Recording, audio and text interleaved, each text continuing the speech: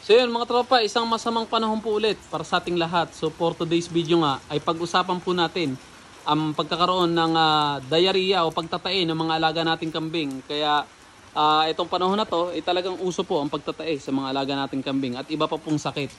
So ano ba yung cause ng pagtatae ng kambing? Kalimitan po yung mga hindi napupurga. Minsan may pagkakataon din based sa experience natin pag napakain natin sila na medyo basa o medyo mura. Ibig sabihin ng mura, yung babagong sibol pa ng mga damo o mga kumpay na nagkokos po ng pagtatain nila. Pero number one po talaga is yung mga hindi napupurga o yung mabubulate yung kambing. So once na mabulati sila, kailangan nating purgahin o halimbawa nagtae na sila, una nating ginagawa, pinupurga. So pag hindi buntes, albendazole yung pamurga, pag naman buntes, penbendazole, which is safe naman po sa buntes.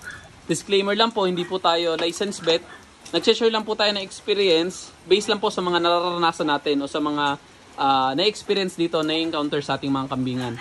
So ginagamit po natin ay Iscurex tablet. Dinidikdik po natin yon, inihahalo natin sa 15 ml na tubig at sinusupa po natin.